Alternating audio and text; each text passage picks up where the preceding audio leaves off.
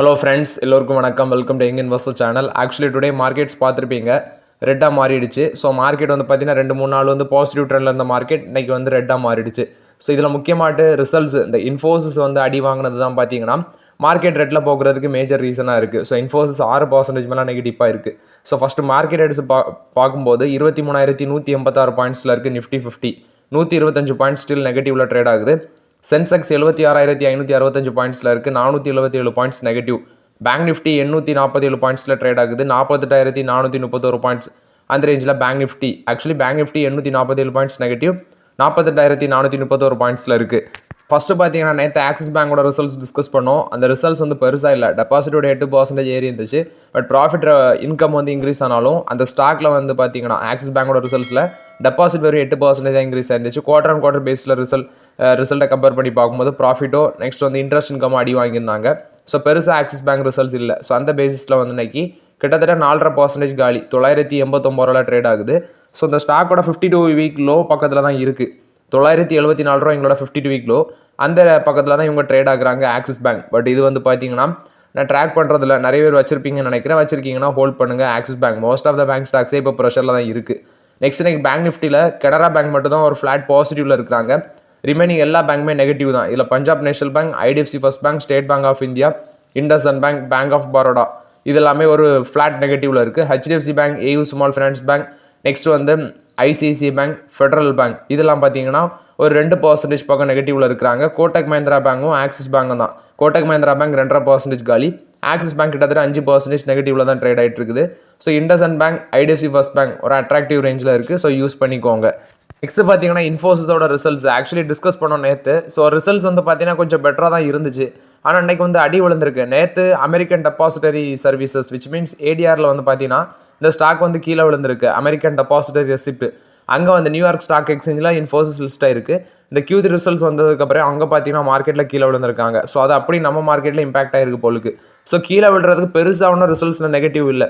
Actually அவங்களோட results நீ பார்க்கும்போது ப்ராஃபிட் இன்க்ரீஸ் ஆயிருந்துச்சு, ரெவன்யூ இன்க்ரீஸ் ஆயிருந்துச்சு, டீலும் ஸ்ட்ராங் டீல் வின் பண்ணியிருந்தாங்க. ஆனாலுமே எதை மென்ஷன் பண்ணுறாங்கன்னா இந்த சீசனல் வீக்னஸ் வந்து இருக்குது அப்படின்னு சொல்கிறாங்க. ப்ளஸ் வந்து பார்த்தீங்கன்னா இவங்க வந்து அந்த சம்பள உயர்வு கொடுக்கல, விச் மீன்ஸ் வேஜ் ஹைக் எதுவுமே கொடுக்கல அப்படின்னு சொல்லி மென்ஷன் பண்ணுறாங்க. அடுத்தது இந்த ஃபினான்ஷியல் 25க்கான ரெவன்யூ க்ரோத் கைடன்ஸ் வந்து கான்ஸ்டன்ட் கரன்சி டேர்ம்ஸில் சொன்னது அது பெருசாக க்ரோத் வந்து அவங்க பெருசாட்டு சொல்லலை அப்படின்னு சொல்லி மென்ஷன் பண்ணியிருக்காங்க. ஸோ இதெல்லாமே ஒரு காரணமாட்டு வச்சு இன்னைக்கு கிட்டத்தட்ட 6% காலி. இன்ஃபோசிஸ் 1,812 ரூபா வந்தாங்க, 1,817 ரூபாவில் ட்ரேட் ஆகுது. ஸோ சில நியூஸஸ் எல்லாமே வச்சு அடிச்சிருக்காங்க. பட் அனாலிசிஸ் வந்து பார்த்தீங்கன்னா IT stocks which means IT ஸ்டாக்ஸில் டாப் பிக்ஸில் இன்ஃபோசிஸாக இப்போ வரைக்கும் இருக்கிறாங்க. ஸோ ரிசல்ட்ஸ் நல்லா தான் இருந்துச்சு. பட் செர்டைன் அமௌண்ட் ஆஃப் சில நெகட்டிவ் அப்டேட்ஸ் வச்சு அடிச்சிருக்காங்க.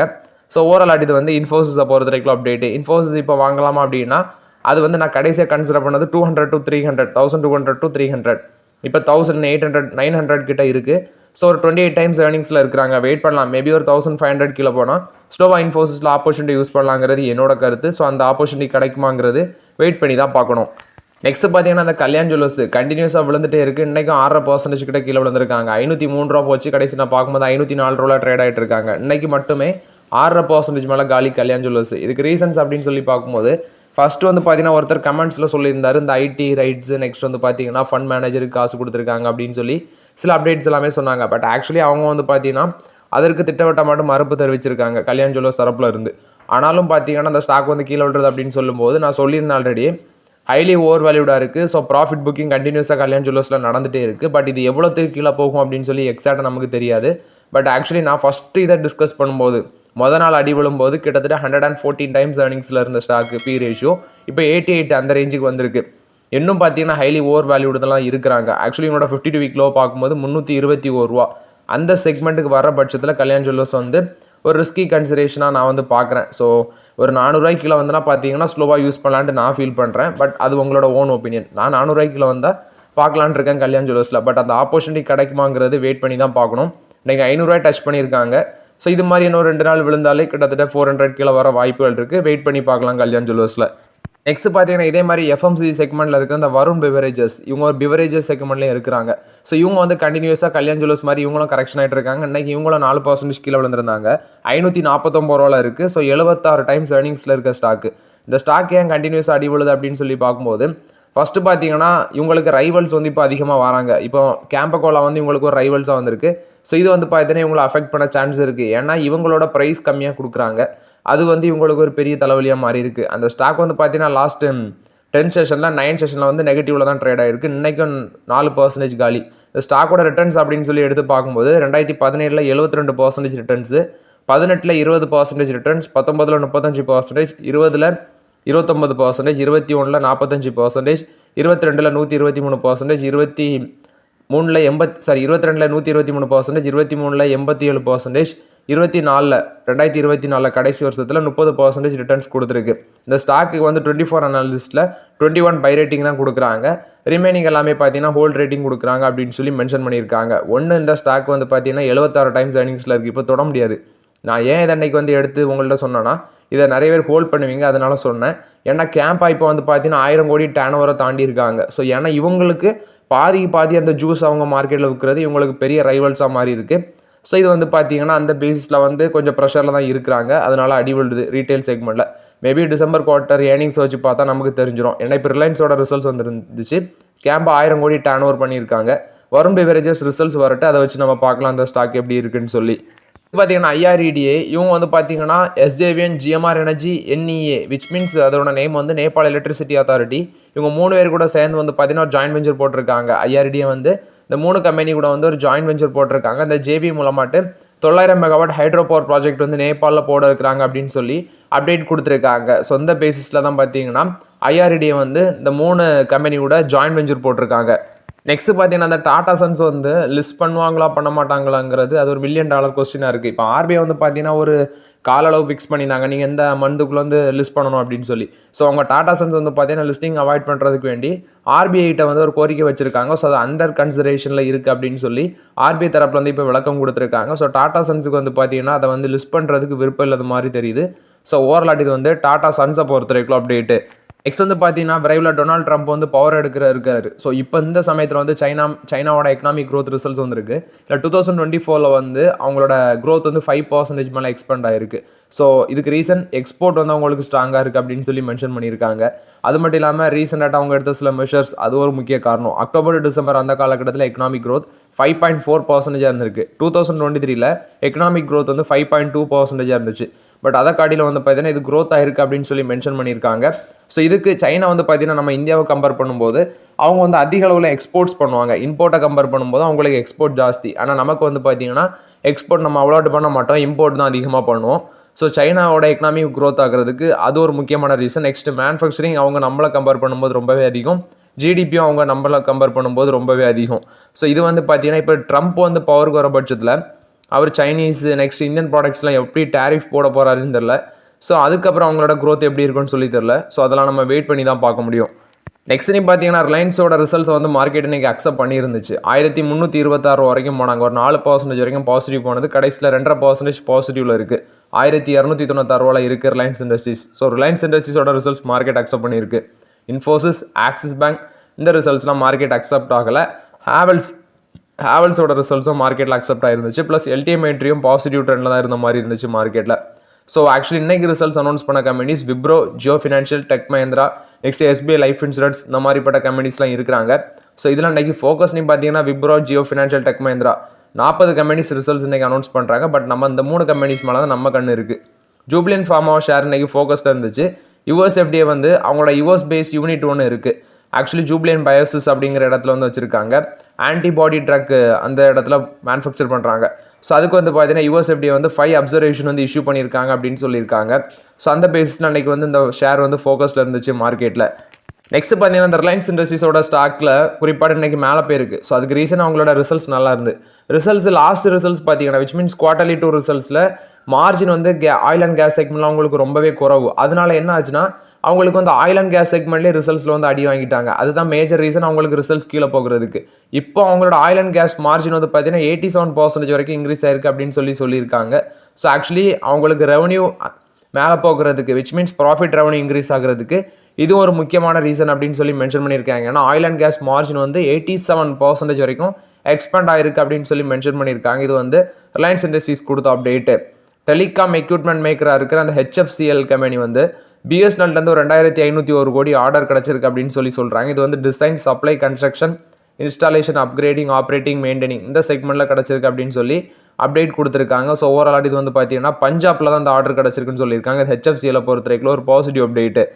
நெக்ஸ்ட் பார்த்தீங்கன்னா அந்த கல்யாண் ஜுவல்லர்ஸ் ஷேர் வந்து கிட்டத்தட்ட 30,000 கோடி மார்க்கெட் கேபிடலைசேஷன் அவுட்டு. அது ஒரு பக்கம். ஸ்டாக்கும் பார்த்தீங்கன்னா 35% கிட்ட ட்ராப் ஆகிடுச்சு. லாஸ்ட் வீக்கில் மட்டுமே 20% காலி. இந்த ஸ்டாக் வந்து பார்த்தீங்கன்னா ஓவர் சோல்டு கேட்டகரியில் இப்போ இருக்குது. அது மட்டும் இல்லாமல் இந்த over sold which means selling வந்து நடந்துகிட்டே இருக்கும் போல் இருக்குது கல்யாண் ஜுவல்லர்ஸில்.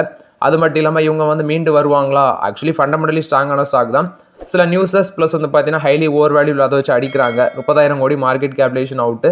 நெக்ஸ்ட் எஃப்என்ஓ செக்மெண்ட்லேயும் இந்த ஸ்டாக் வந்து பார்த்தீங்கன்னா செக்யூரிட்டிஸ் விச் மீன்ஸ் எக்ஸ்சேஞ்சஸ் வந்து இதை பிளாக் பண்ணியிருக்காங்க, பேன் பண்ணியிருக்காங்கன்னு சொல்கிறாங்க. எஃப்என்ஓ செக்மெண்ட்டில் ட்ரேட் பண்ணுறதுக்கு கல்யாண் ஜுவல்லர்ஸை பேன் பண்ணியிருக்காங்க. ஏன்னா கிட்டத்தட்ட 35% மேலே டிக்ளைன் ஆன பேசிஸில் இதை பேன் பண்ணியிருக்காங்க.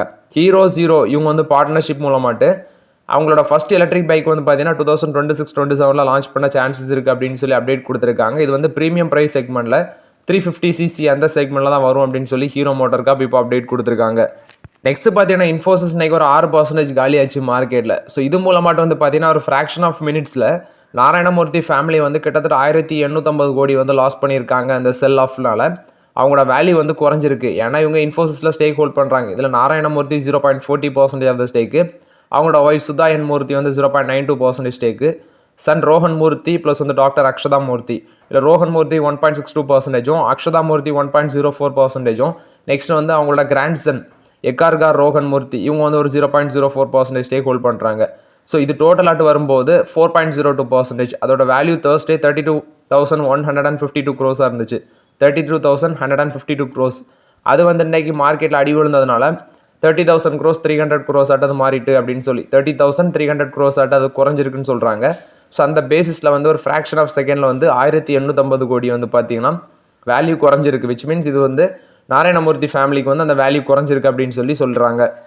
இந்தியன் ஆயில் கார்பரேஷன் வந்து பார்த்தீங்கன்னா 7 மில்லியன் பேரல்ஸ் அந்த ஆயில் வந்து மிடில் ஈஸ்ட் ஏரியாவிலேருந்து வாங்கியிருக்காங்க. ஏன்னா இந்தியன் ரிஃபைனரிஸ் வந்து மிடில் ஈஸ்ட்டில் க்ரூட் ஆயில் பர்ச்சேஸை வந்து இன்க்ரீஸ் பண்ணுறாங்க அப்படின்னு சொல்கிறாங்க. ஸோ இது வந்து ரஷ்யன் ப்ரொடியூசர் வந்து பார்த்தீங்கன்னா டிரான்சாக்ஷன் அது மாதிரிப்பட்ட பிரச்சனைகள் இருக்க பேசிஸில் மிடில் ஈஸ்டர்ன் ஏரியாவில் வந்து க்ரூட் பர்ச்சேஸ் பண்ணுறது இன்க்ரீஸ் பண்ணுறாங்க அப்படின்னு சொல்கிறாங்க. ஸோ ஸ்பாட்டுன்னு பார்க்கும்போது middle eastern and African crude oil வந்து பர்ச்சேஸ் அதிகரிக்கிறாங்க அப்படின்னு சொல்லி இவங்க இந்தியன் ஆயில் கார்பரேஷன் வந்து கிட்டத்தட்ட 7 மில்லியன் பேரல்ஸ் வந்து பார்த்தீங்கன்னா பர்ச்சேஸ் பண்ணியிருக்காங்க அப்படின்னு சொல்லி அப்டேட் கொடுத்துருக்காங்க. இது இந்தியன் ஆயில் கார்பரேஷனை பொறுத்த வரைக்கும் அப்டேட்டு.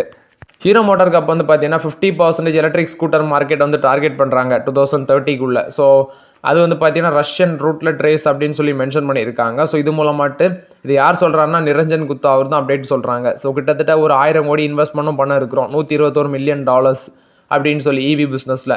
ஸோ இந்த இன்வெஸ்ட்மெண்ட் மூலமாட்டு நியூ எலக்ட்ரிக் ஸ்கூட்டர்லாம் லான்ச் பண்ணலாம் அப்படின்னு சொல்கிறாங்க. ஆல்ரெடி ஏத்தர்லேயே உங்களுக்கு சம் அமௌண்ட் ஆஃப் ஸ்டேக் இருக்குது. ஸோ அதுவும் வந்து பார்த்தீங்கன்னா ஒரு போகிற போக்கில் அதை விழுங்கிடுவாங்க. ஸோ அது மூலமாட்டே கிட்டத்தட்ட 1,26,000 யூனிட்ஸ் வந்து 2024 சேல் பண்ணியிருக்காங்க. அது போக பஜாஜ் இது ஓலா எலக்ட்ரிக் 4 லட்சம் units, TVS motor 2,20,000 units, Bajaj auto 1,90,000 units, hero Motors வந்து 43,695 யூனிட்ஸ் இந்த எலக்ட்ரிக் செக்மெண்ட்டில் நான் சொல்கிறேன். ஸோ இவங்களுக்கு ஏத்தர்லையும் ஸ்டேக் இருக்குது. இவங்க சொல்கிறது படி பார்க்கும்போது 50% of the electric scooter sales வந்து பார்த்தீங்கன்னா 2030 அட்டைன் பண்ணும் அப்படின்னு சொல்லி சிஓ நிரஞ்சன் குப்தா அப்டேட் கொடுத்துருக்காங்க. இது ஹீரோ மோட்டார் காப்பை பொறுத்த வரைக்கும் ஒரு positive update. Power finance corporation வந்து உங்களோட 2 சப்சிடரிஸை பவர் கிரிட்டுக்கும் ஜிஆர் இன்ஃப்ரா ப்ராஜெக்ட்டுக்கும் வந்து ட்ரான்ஸ்ஃபர் பண்ணியிருக்காங்க. ஸோ கேடக் 2 அடுத்தது வந்து கோபால் 2 இந்த 2 டிரான்ஸ்மிஷன் லிமிடெடு, அடுத்து வந்து பிஜாப்பூர் ஆர்இசி டிரான்ஸ்மிஷன் லிமிடெட் இது 2மே பவர் ஃபினான்ஸ் கார்பரேஷனோட சப்சிடரியாக இருந்துச்சு. ஸோ இந்த 2டையும் பார்த்தீங்கன்னா பவர் கிரிட்டுக்கும் ஜிஆர் இன்ஃப்ரா ப்ராஜெக்ட்டுக்கும் வந்து ட்ரான்ஸ்ஃபர் பண்ணியிருக்காங்க அப்படின்னு சொல்லி அப்டேட் கொடுத்துருக்காங்க. ஸோ இதோட வேல்யூ பார்க்கும்போது ஜிஆர் இன்ஃப்ரா ப்ராஜெக்ட் கொடுத்தது 111.40 கோடியும், அதே மாதிரி இவங்களுக்கு கொடுத்தது இந்த பவர் ஃபினான்ஸ் கார்பரேஷன் வந்து பவர் கிரிட் கொடுத்ததோட வேல்யூ 113 கோடிங்க சச்சில் இருக்குது. ஸோ ஓவரால் இது வந்து பார்த்தீங்கன்னா பவர் கிரிட் கொடுத்த update. So okay friends, actually இந்த வீடியோவில் சில இம்பார்ட்டன்ட் அப்டேட்ஸ் எல்லாமே டிஸ்கஸ் பண்ணோம். இந்த வீடியோ உங்களுக்கு பயனுள்ளதாக இருந்துச்சுன்னா லைக் பண்ணுங்கள், சப்ஸ்கிரைப் பண்ணுங்கள், கமெண்ட் பண்ணுங்கள். Okay friends, thank you.